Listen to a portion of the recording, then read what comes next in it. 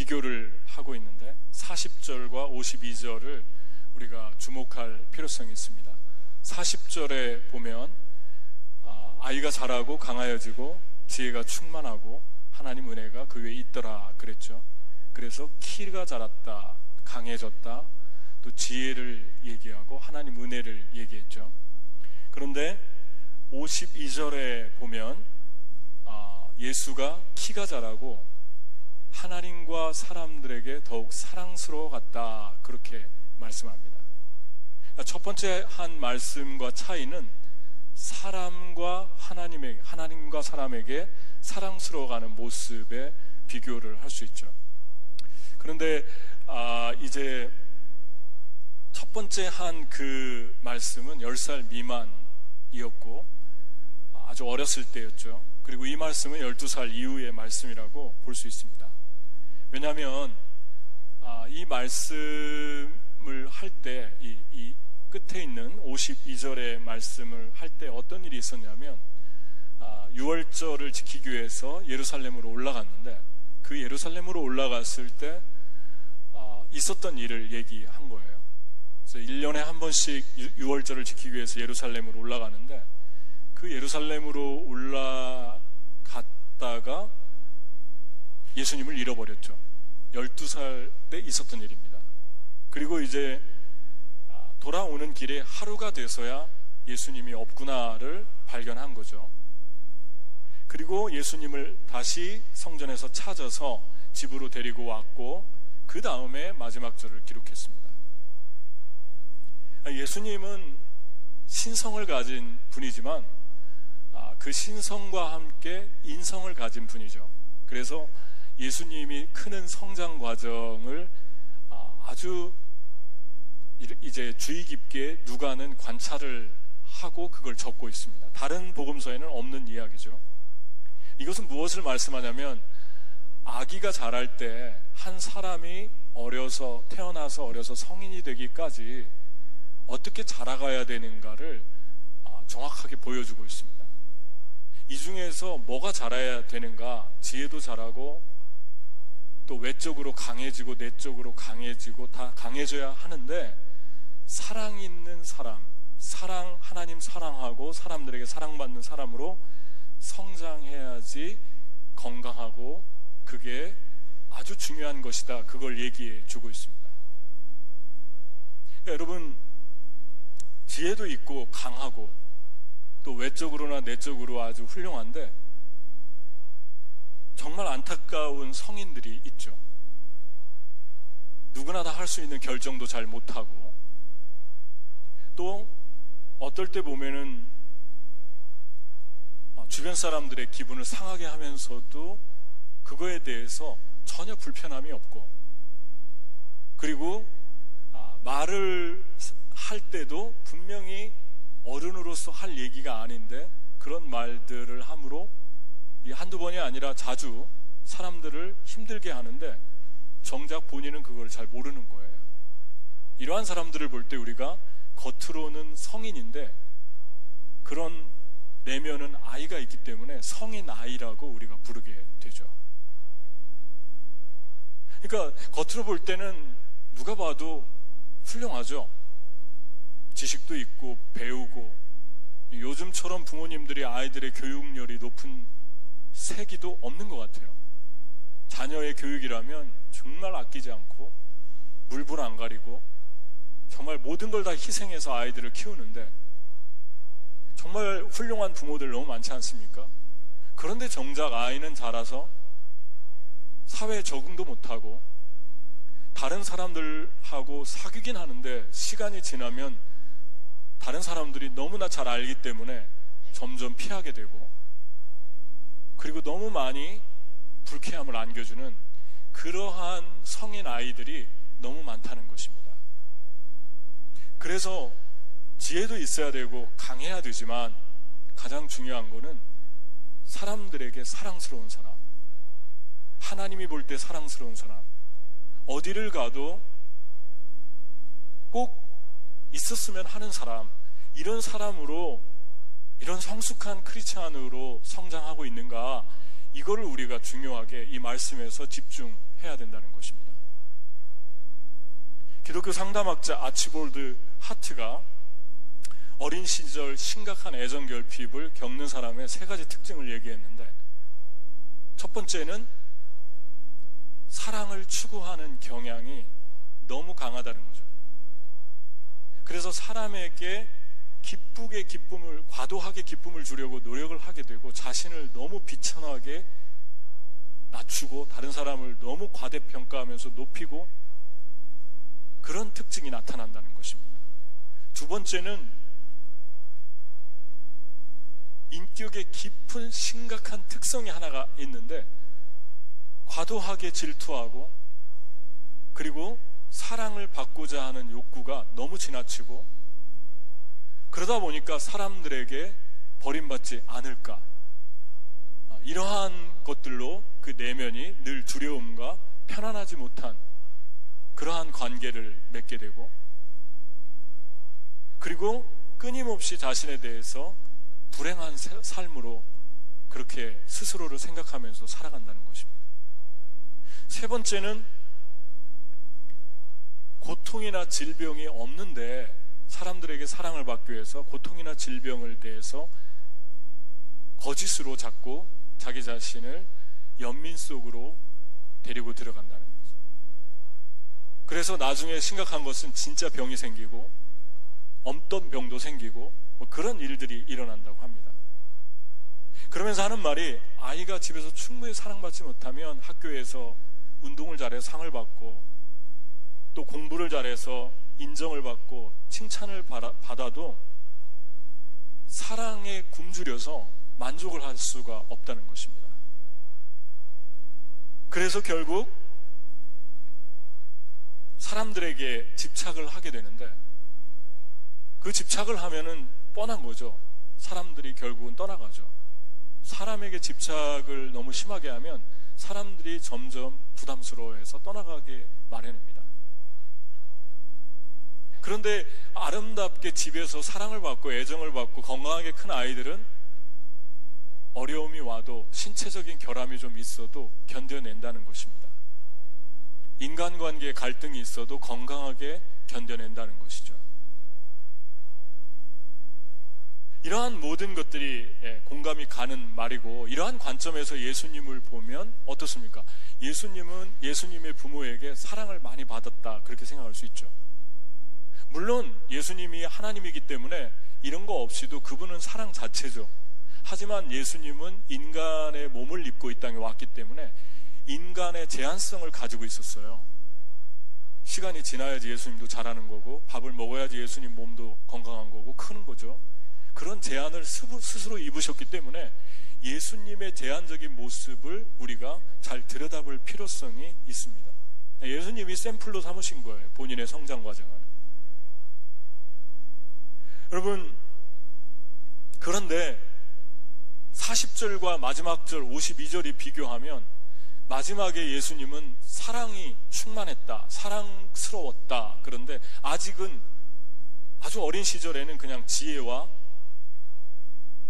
또 강한 거, 하나님의 은혜만 얘기했을 뿐입니다. 그러니까 우리가 우리 자신과 우리 자녀들과 우리 주변 사람들을 볼 때, 크리스찬들을 볼 때 과연 이렇게 성장하고 있는가, 그거에 대해서 심각하게 주의 깊게 지켜봐야 된다는 것입니다. 그렇지 않다면은 사회적으로 볼 때는 멀쩡한데 가는 데마다 민폐를 끼칠 거 아닙니까? 그리고 가장 힘든 건 아마 같이 사는 사람일 거예요. 얘기를 안 해서 그렇지. 가장 힘들 거예요, 옆에 주변 사람이. 여러분, 그런데 예수님의 부모의 허점이 보입니다. 왜냐하면 예수님의 부모가 예수님 잊어버리고 하룻길을 갔는데, 하룻길을 가서 그제서야 발견했어요, 예수님이 없는 거를. 그러니까 이런 부모에게 12살 먹은 아이가 평생 트라우마로 남을 수 있죠. 그리고 올라오는데 없네, 올라갔는데 하루, 그리고 나서 3일 후에 그랬는데 이틀 더 하면 after feast was over, 이게 아니죠, after 3 days 그렇게 나와 있죠. after 3 days. 그러니까 3일 후에를 이틀 오고 가고 왕복 더하면 5일이에요. 5일. 만약에 그거를 더한다면 5일 동안 아이가 12살 먹은 아이가 혼자 떨어져 가지고 있었던 거를 생각해 보세요. 그러면은 평생 트라우마로 남을 수 있죠. 가장 힘든 부분은 우리 부모는 나를 별로 그렇게 배려하지 않는구나, 그러한 생각도 할 수 있죠. 그러니까 이런 허점들이 보이기 시작합니다. 이런 허점들이 보일 때 예수님도 당연히 그런 사람으로 자랄 수 있었어요. 그냥 종교적이 되고 또 애정결핍도 있고. 그런데 예수님은 너무 아름답게 사랑스러운 사람, 사랑할 줄 아는 사람으로 멋지게 그렇게 성장해 갔습니다. 어떻게 해야지 그렇게 우리가 성장할 수 있을까? 먼저 왜 그렇게 성숙해야 되는가? 가장 중요한 건 그렇게 성장해야만 본인이 가장 행복하기 때문에 그렇습니다. 그럼 어떤 사람이 이 세상에서 애정결핍 때문에 또 온전하고 건강하지 못한 내면을 가지고 살아가면서 거절감도 쉽게 느끼고 과도한 집착을 하고 질투하고 시기하고 경쟁하고 그리고 사람에만 집착해서 갈구하고 이러한 삶을 사는 사람이 행복하겠어요? 본인이 가장 불행하고 힘들겠죠. 하루하루가 삶이 힘들겠죠. 그리고 두려워지겠죠. 어떤 학교, 종교적인 규율이 강한 학교에서, 엄격한 학교에서 그런 편말을 써놨대요. 아이들이 간식을 가져가는데 줄을 서서 이렇게 나오는데 사과를 많이 쌓아놓고 한 사람이 하나씩만 가져갈 것, 하나님이 지켜보고 계심. 그러니까 찰리라는 애가 오다가 그걸 보고 편말을 다시 썼대요. 옆에다가 원하는 만큼 사과를 가져갈 것, 하나님이 사과를 지켜보고 계심. 여러분이 이 글자 앞에 선다면 여러분 어떤 생각할 것 같습니까?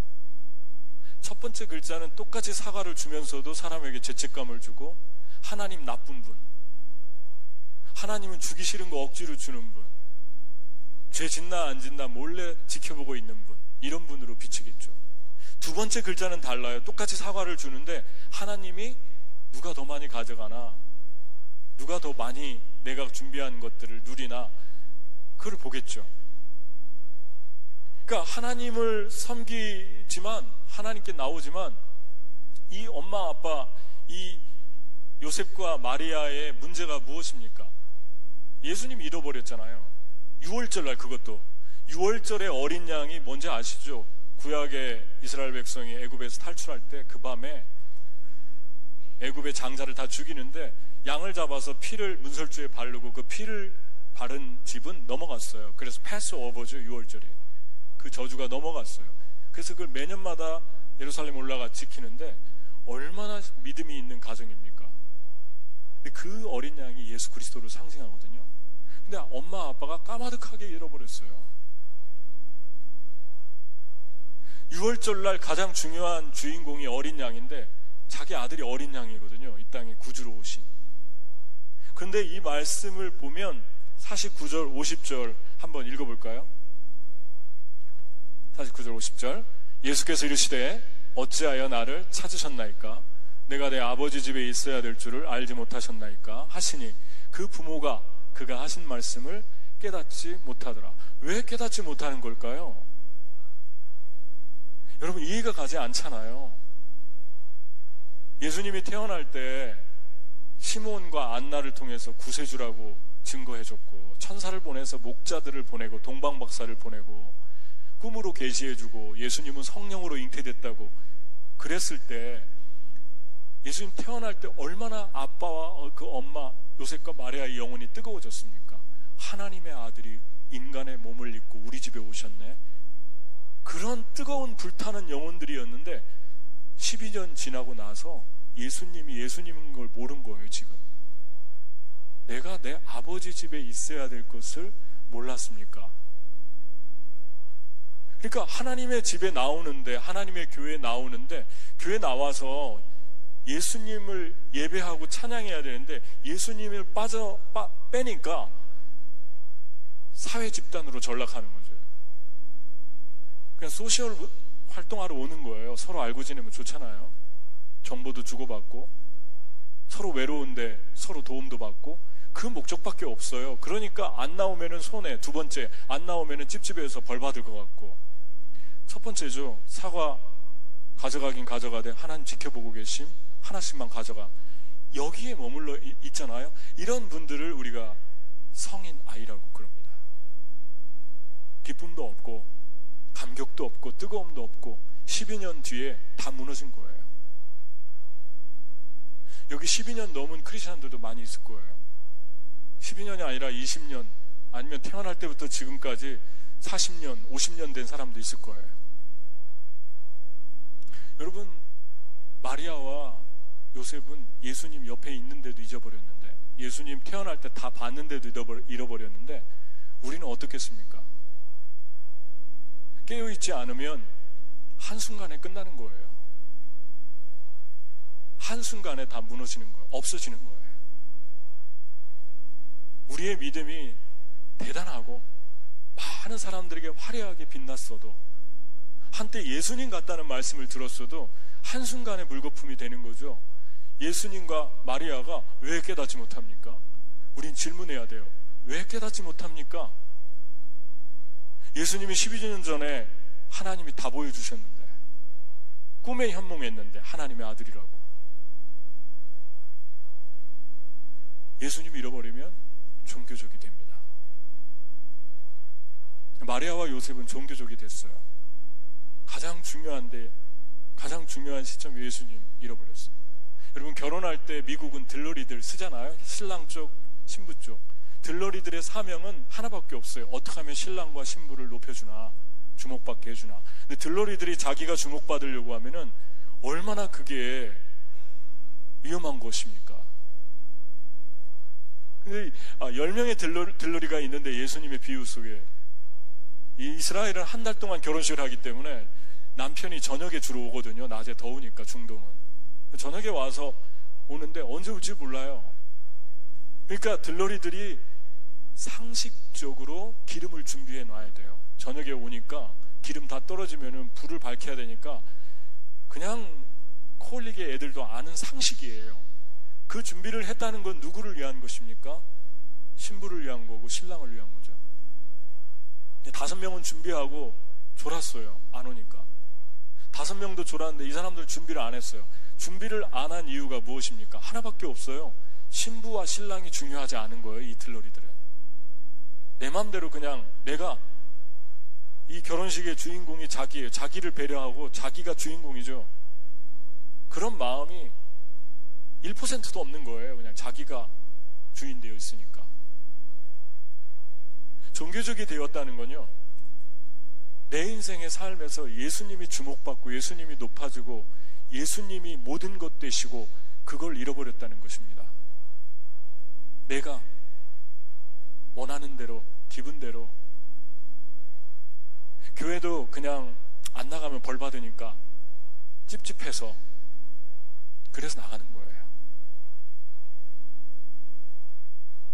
여러분, 저는 오래전에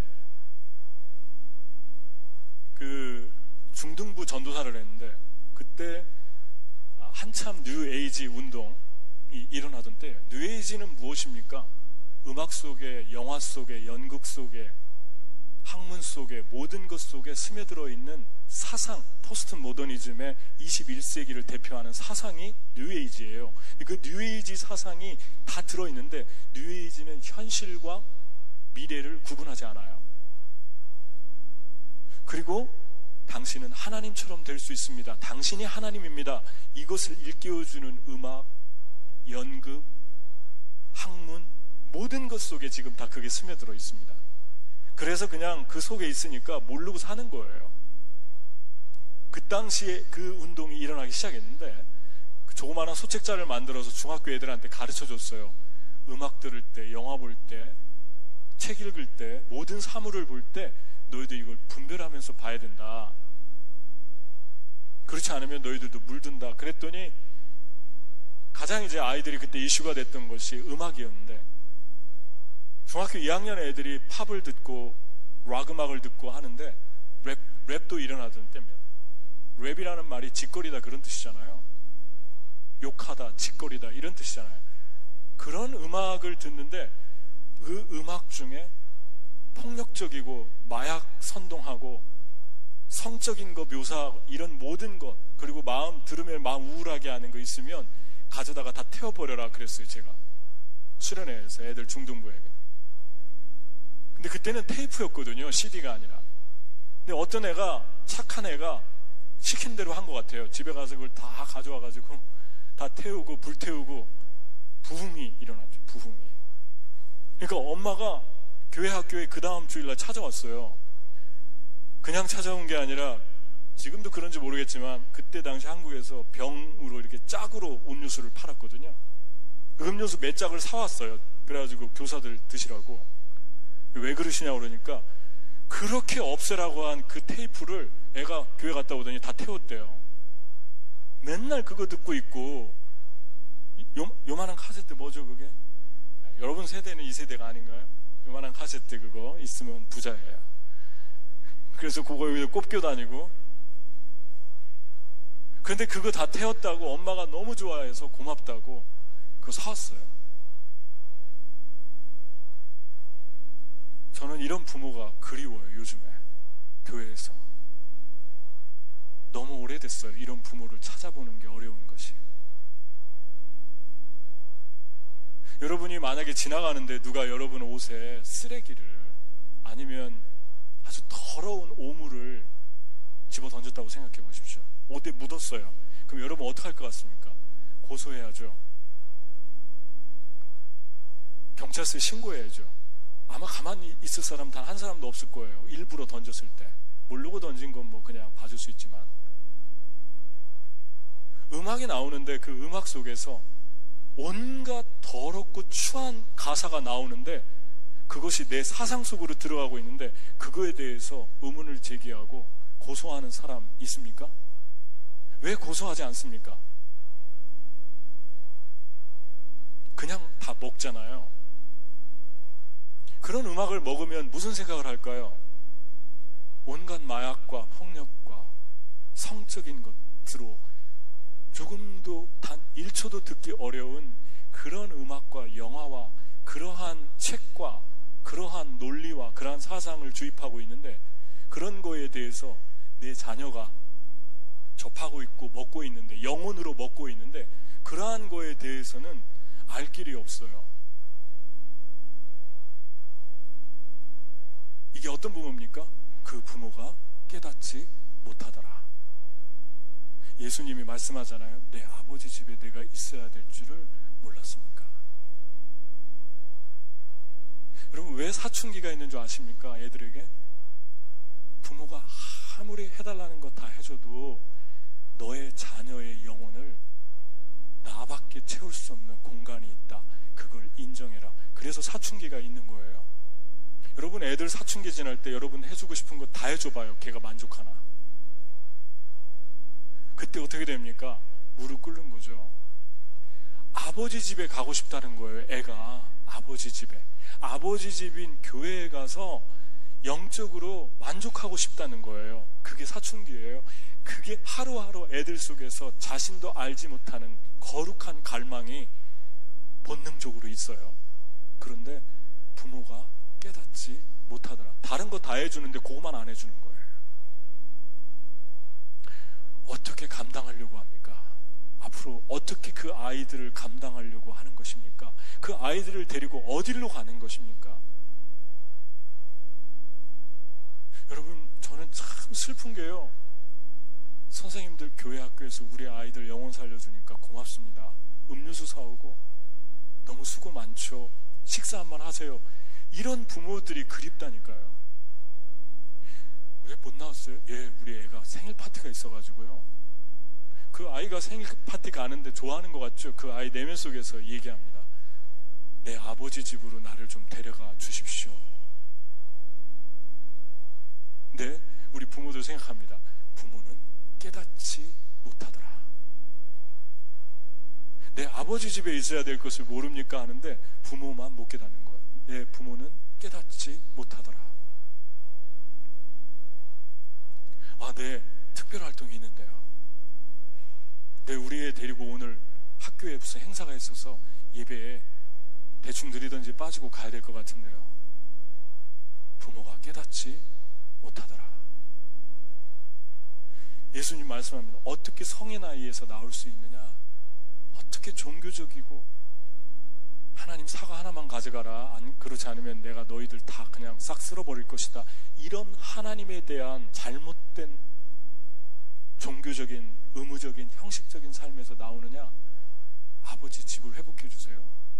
아버지 집 생명처럼 여기고, 아버지 집이 어디입니까? 교회잖아요.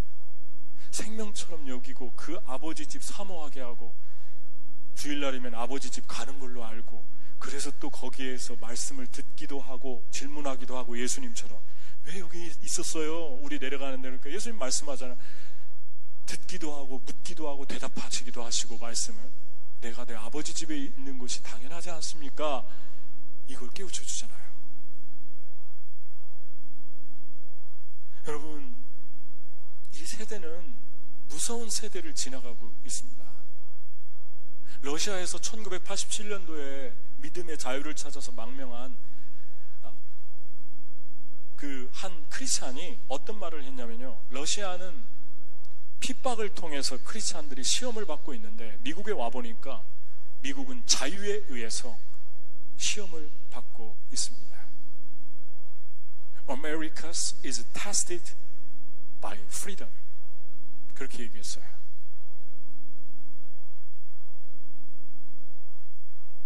America is tested by freedom.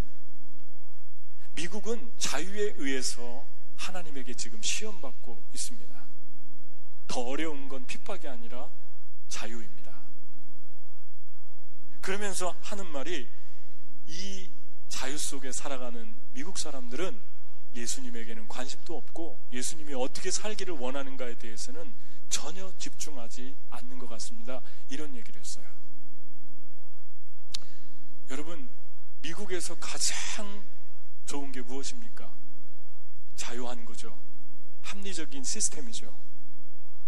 아무도 여러분이 믿음 생활 어떻게 느슨하게 해도 아무도 여러분에게 프레셔 주지 않습니다. 왜냐하면 이 나라는 개인적인 자유를 존중하기 때문에 그렇습니다. 그게 테스트예요. 그게 가장 무섭고 위험한 것입니다. 여러분과 제가 제어장치 깨어있지 않고 스스로 주님 앞에서 삶으로, 행동으로 나아가지 않으면 아무도 여러분들에 대해서 태클을 걸고 다리를 걸어줄 사람이 없다는 것입니다. 그래서 핍박보다 감옥에 가두고 예수 믿으면 고통을 주고 이런 데보다 더 무서운 게 미국이에요. 그냥 죽어가는 거예요. 근데 더 무서운 건 죽어가는데 죽어가는 걸 모르는 거예요. 제가 브루클린에 2번 갔거든요. 최근에. 브루클린이 힙하다고 하는데 왜 힙하다고 할까? 핫이 아니라 힛이 아니라 힙하다고 했네요.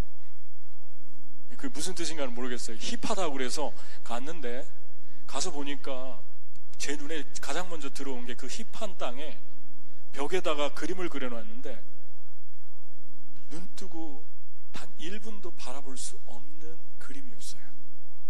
근데 그런 그림이 그 힙한 땅에, 힙한 도시에, 그 문락에 가득 차 있어요. 근데 그 그림을 보는 순간 어떤 생각이 들었냐면, 저건 누가 그렸을까? 야, 참 변태적이다. 그리고 참 사악하다. 그 많고 아름다운 그림 중에 어떻게 저런 걸 상상해냈을까? 이 생각이 가장 먼저 들었어요. 식당에 가서 음식을 먹는데 음악이 나오는데, 음악이 온갖 욕설과 저주 속에 주문 외우는 음악이었어요. 제가 한번 흉내 내볼까요? 여러분 섬찟할까봐 제가 안 할게요.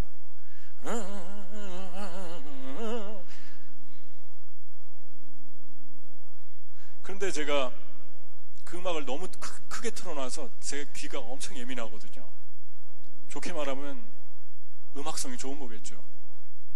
제 귀가 되게 예민하거든요. 그냥 들으면 알거든요. 어떤 악기를 사용했고 어떤 음을 잡고 그냥 들으면 알거든요. 근데 음악이 거슬리면, 이 귀가 거슬리면 되게 힘들어요. 제가 음식도 못 먹어요. 잘. 근데 음악이 너무 틀어놓으니까 기도를 못 하겠어요. 식사하는데 저 기도 오래 하는 거 되게 싫어하고, 그리고 밥 먹으러 가서 꼭 기도하는 그 모습 되게 안 좋아해서 제가 각자 기도할 때도 되게 많은데, 순간 각자 기도하려고 하다가 기도합시다 그랬어요. 일부러 기도했어요. 그 주인들 보라. 그 서빙 하시는데 보니까 온 몸에 문신을 했는데 문신이 너무 힘든 거예요. 바라보기가. 전부 해골, 뼈 이런 걸로 온 몸을 다 치장하고 있는 거예요. 그런데 더 힘든 건 문신이 아니라 그들의 눈빛이었어요. 공허하고 슬프고 외로워 보이는 그 초점 없는 눈빛, 뭔가에 사로잡혀 있는 온갖 허무한 눈빛. 그런 걸 보면서 제가 떠올린 게 소돔과 고모라의 롯이었습니다. 롯과 아브라함이 있는데, 아브라함이 너 어디 땅 갈래? 네가 선택하면 내가 이쪽으로 가고 네가 원하면 내가 저쪽으로 가. 너 먼저 선택해라. 롯이 가장 먼저 선택한 게 소돔과 고모라였거든요. 근데 그 소돔과 고모라성을 뭐라고 표현했냐면, 타락, 심판 전이었으므로 여호와의 동산 같더라. 그러나 소돔과 고모라 사람들은 큰 죄인이었더라. 하나님 앞에서 큰 죄악된 죄인이었더라. 그렇게 얘기하고, 그걸 알면서도 롯이 그 땅을 들어갔죠. 들어가서 혼자는 거룩하게 살았어요. 신약 성경에 보면 롯이 의로운 심령이 날마다 상처를 받았다 그래요. 그 땅에 살면서. 그래서 나는 롯이 진짜 가정을 지킨 줄 알았는데, 천사가 와서 심판을 하면서 뒤돌아보지 말라고 했는데, 아내는 그 땅의 문화에 이미 빠져서 뒤를 돌아보다가 소금기둥이 됐고, 딸 둘이 간신히 구원받아 나왔는데 아버지 술 먹여가지고 부정한 관계 가져가지고 이상한 아이들을 탄생했죠. 불륜으로. 롯은 날마다 의로운 심령으로 그 땅에 살면서 고통받으면서 거룩하게 살았는지 모르지만 그 가정은 완전히 산산조각 났던 거예요. 이미. 여기서 제가 느낀 건 한 가지입니다. 영향을 못 주면 떠나라. 그렇지 않고 그 땅에 살려면 영향을 주면서 선교사로 살아라. 둘 중에 하나밖에 없어요. 여러분 자녀들이 태어나서 그 문화를 먹고 나중에 바꾸려고 하는데 손 쓸 수 없는 시간이 올 거예요. 여러분, 이 땅에 뉴욕에 사는데 제가 좀 과격하게 얘기할까요? 이 땅에서 영향을 주지 못하면 떠나세요. 자꾸 이 땅에 영향받고 이 땅의 죄악과 소돔과 고모라의 문화 속에 물들어가면 이 땅에 살지 말고 감당할 만한 것으로 가십시오. 이 땅에 계속 살기를 원한다면 철저하게 선교사로 살아가십시오. 영향을 주면서 살아가십시오. 그러면 여러분의 자녀의 미래가 있을 것이고 여러분 배우자의 미래가 있을 것입니다. 여러분, 세상은 점점 악해지고 있는데 여러분과 저는 악해질 때마다 핍박이 좀 있고 그러면 영혼이 살아날 텐데, 안타깝게도 핍박이 아니라 악해지고 있는데 자유가 있어요. 그래서 더 불쌍한 거예요. 핍박받는 나라의 영혼들보다 더 불쌍한데요. 그러니까 이 땅입니다. 미국입니다. 최근에 제가 어떤 인터뷰를 봤는데, 레바논의 한 크리스찬이 성장 과정을 얘기했어요. 60년대, 70년대 있었던, 레바논에서 있었던, 중동에서 가장 금융이 발달했고 잘 살았고, 자기는 중학교 때부터 운전기사가 차 태워서 학교 데려다주고 그렇게 유복하게 잘 살았는데, 어느 날 전쟁이 일어났고 자기 집에 폭탄이 떨어져서 대피소 생활을 하는데, 대피소에서 지하에서 수도도 없고 물도 없고 음식도 없고 전기도 없는 데서 살았어야 됐대요. 왜 그렇게 됐냐면 이유가 한 가지인데, 레바논이 개방적이고 다문화를 수용하고 기독교 국가였답니다. 기독교 국가일 수밖에 없죠.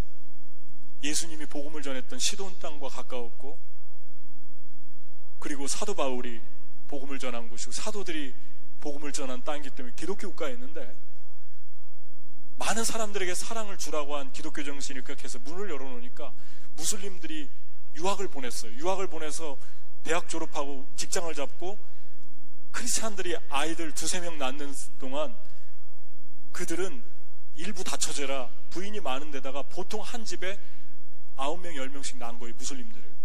그 무슬림들이 다른 나라들과 합세해서 전쟁을 일으켰는데, 레바논에서 내전이 일어난 것이 아니라 가장 먼저 전쟁을 선포한 곳이 무슬림들이 공격한 곳이 교회였다는 것입니다. 그래서 교회에다가 총을 들이대고 쏘았고 40명이 죽고 100명이 부상당하는 일이 가장 먼저 일어났대요. 그래서 지하 대피소에서 사는데, 지하 대피소에서 밖에 물을 길러 나오려면은 저격수들이 총을 쏘기 때문에 마지막 인사를 했대요. 엄마 아빠하고 못 돌아올 수 있으니까. 그리고 모닥불을 피워놨는데 창문 하나 없고 다 폐쇄되어 있으니까 탄소 중독이 돼서 죽어갔는데, 저녁에 잘 때 인사를 했답니다. 아침에 깨어나서 다 마비되어 있을 때 정신이 제대로 깨어난 사람이 밖으로 끌고 나가서 차가운 공기를 먹여서 회복시키라고, 풀을 뜯어먹고 살고. 여러분, 그래도 저는 이렇게 어렵게 살지만 레바논의 크리스찬들은, 이렇게 핍박과 고통 속에 있는 크리스찬들은 살아있는 것 같아요. 서로 사랑하고 도와주려고 그러고 생명 다해 예배하려고 그러고 기도하려고 그러고. 근데 나는 더 불쌍한 게 자유가 있는 이 땅인 것 같아요. 어떻게 하면 결혼 잘해서, 어떻게 하면 좋은 학교 졸업하고, 어떻게 하면 돈 벌어서, 어떻게 하면 잘 살까, 그거밖에 없어요.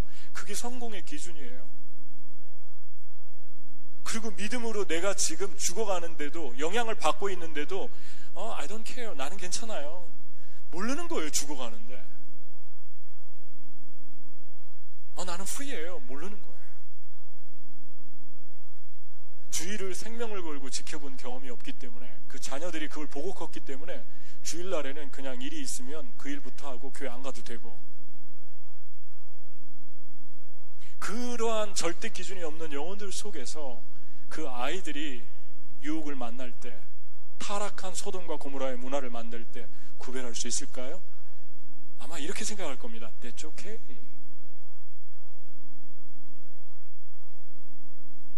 Enjoy your life. 그렇게 생각할 거예요. 아무거나 원하는 대로 누리십시오. 브루클린뿐만 아니라 맨하탄, 뉴욕, 이 미국 땅에 하나님의 은혜가 필요합니다. 아버지 집의 회복이 필요합니다. 교회라면은 우리 믿음의, 특히 한국 분들, 교회에 무슨 일이 있으면 자기 생활 다 뒤로 한 채 목숨 걸고 교회를 지켰던 사람들. 여러분, 저녁에 집에 돌아가야 되는데 집이 없으면은 여러분 살 수 있겠어요? 샤워도 못하고 잠도 못 자고 옷도 못 입고 밥도 못 먹고 집 없으면 못 살잖아요. 하나님의 교회가 정말 뭐가 필요한가, 어려움이 와도 관심도 없고, 나는 교회를 위해서 어떤 것들을 희생할까, 그거에 대해서 조금도 마음이 없고, 내가 원하는 것만 챙기면 되는 거고, 그렇지, 그게 충족되지 않으면 그냥 다른 데로 가면 되는 거고, 그게 자유라는 이름으로 이루어지고 있습니다. 무서운 세대에 저와 여러분은 살아가고 있어요. 아버지의 집이 무너지면 내 집이 무너지는 것이고, 내 집이 무너지면 내 직장이 무너지는 것이고, 내 직장이 무너지면 내 자녀들이 무너지는데, 아버지의 집, 그 뜨거운 사랑, 아버지의 집에 대한 그 뜨거운 열정, 그 예수님의 아픔 없어요. 그래서 통곡하고 싶어요. 교회 학교 선생님들에게 음료수를 사가지고 온 이런 부모가 저는 너무너무 그리워요. 내 아들, 딸 영혼 지켜주셔서 이 소돔과 고모라 땅 같은 이곳에 영향력을 주시고 말씀으로 채워주셔서 이 땅을 이기며 살 수 있도록 해주셔서 고맙습니다. 이런 부모들이 그리워요. 한국에서 개척할 때 조그마한 개척교회를 했는데 잊을 수 없는 한 분이 있거든요. 공부 공부도 많이 못하셨어요. 초등학교밖에 못 나오신 집사님인데 교회라면은 맨 앞에 예배 시간 전에 와서 앞에 앉아가지고 제가 목회하는 내내 5년 개척을 하고 목회를 했는데 앞에 앉아가지고 매 시간마다 울면서 예배 드렸어요. 맨 앞자리에서. 그런데 그분의 삶은 더 숭고하고 거룩했어요. 본인은 별거 안 입는데 별거 안 사는데 교회에서 뭐 필요하다면 물불을 가리지 않았던 집사님이었어요. 제가 나가가지고 몇 년 전에 나가서 그분 집에 초대를 받아 갔는데 예배를 드려달라고, 목사님 말씀이 너무너무 그리웠어요 하면서 예배를 드려달라고 예배를 드리는데 예배 못 드렸어요. 시작부터 끝까지 제가 통곡하고 우느라고. 그분도 울었지만 제가 더 크게 더 심하게 울었어요. 저희 사모님도 울고 예배 못 드렸어요. 너무 눈물이 나와가지고 막 엉엉 울었어요. 제가 얼굴만 봐도 눈물이 나서 예수님 본 것 같고. 이 시대의 예수예요. 공부 많이 못했는데 가난했는데 그분만 보면 숙연해져요. 제가 할 말이 없어요. 본인은 대단한 거 안 사는데 교회에서 필요하다면 전부 하나님께 드리고, 내 아버지 집에 있어야 될 줄 몰랐습니까? 여러분 아버지 집 사모하십니까? 여러분 이 교회 사모하십니까? 여러분 생명 걸고 이 교회에 필요한 것들을 위해서 기도하십니까? 여러분 이 교회가 아플 때 같이 아파하고, 이 교회가 행복할 때 같이 행복해하고, 이 교회에서 무엇이 필요한가, 이 교회를 위해서 나는 무엇을 할 것인가 생각했습니까?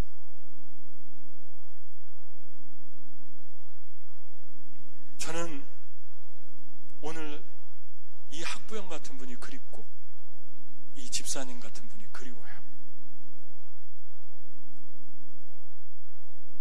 그래서 그런 분들이 가끔 우리 교회에 보이면 너무 당황해요. 제가 너무 감사하고, 하나님의 남은 자들, 렘넌트들이 있구나. 하나님이 남겨놓은 은혜 입은 사람들이 있구나. 여러분 마지막으로 어떻게 우리가 성인 아이에서 나올 것인가, 어떻게 주님이 준비한 그 아름답고 풍성한 사과를 누리며 살 것인가. 사람이 아닌 하나님의 사랑에 갈망하십시오. 갈급하십시오. 예수님이 마지막 52절에 보면 사람과 하나님에게 사랑스러워간 것이 아니라 하나님과 사람에게 사랑스러워갔다고 순서를 말해놓고 있습니다. 예수님은 하나님과 깊은 교제와 사랑 속에 빠졌어요. 그 결과 어디를 가도 사람을 사랑하는 삶을 살았던 것입니다.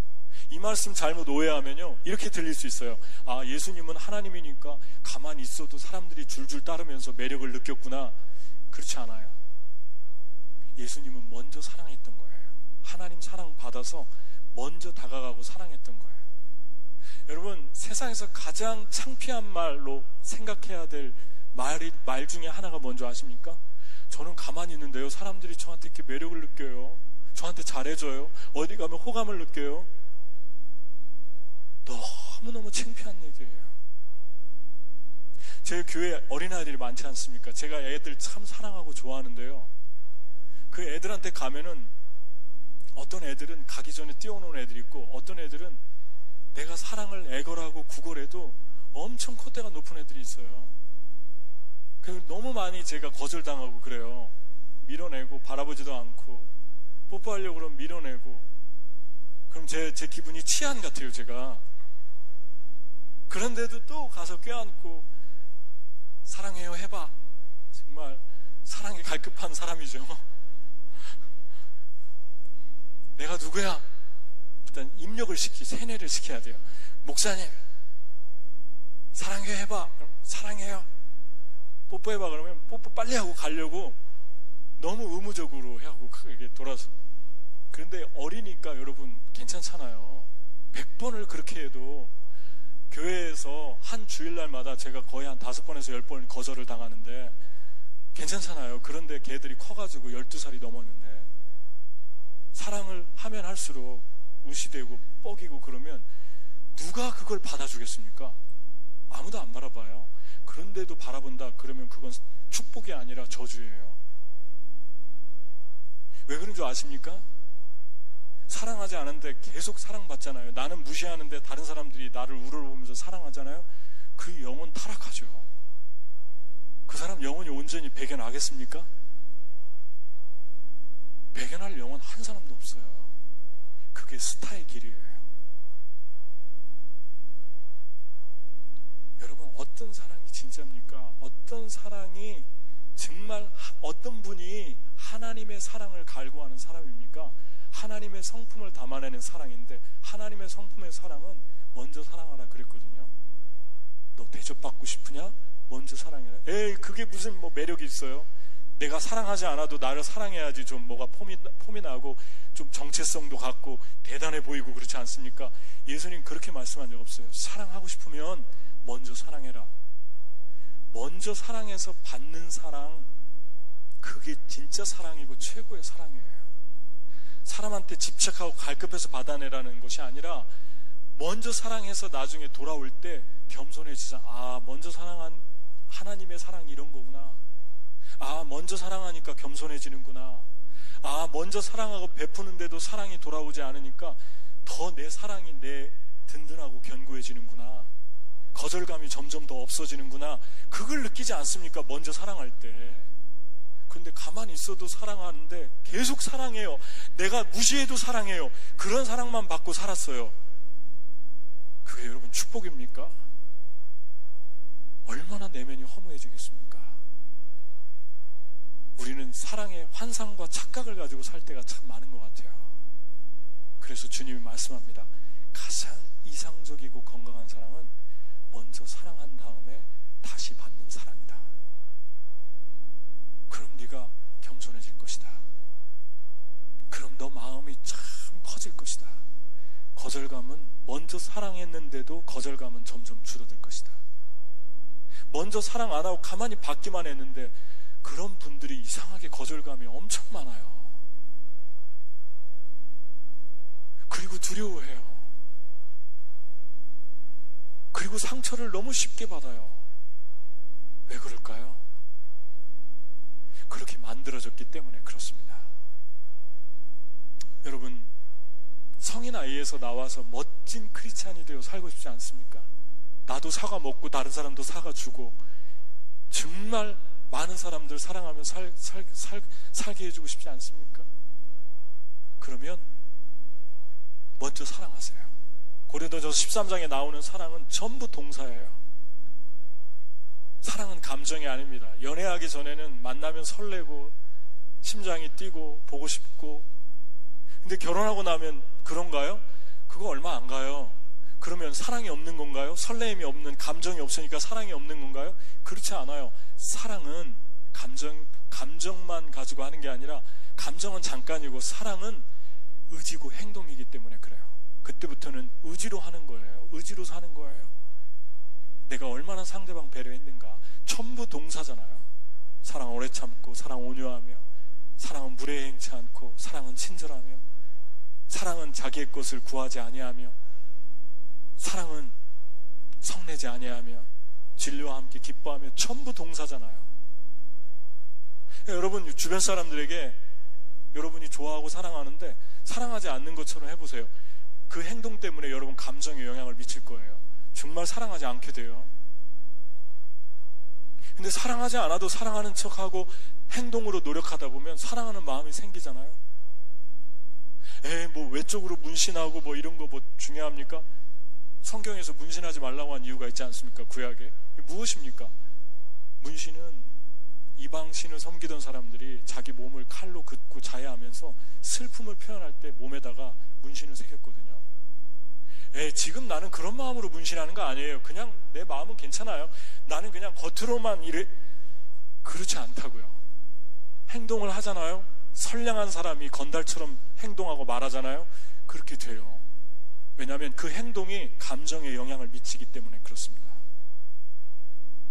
그래서 저와 여러분은 내면과 외적인 것이 같이 가야 합니다. 하나님 안에서 저와 여러분이 이 성인 아이에서 더 이상 나오면 좋겠고, 하나님의 사랑으로 충만하게 채워지기를 주의 이름으로 축복합니다.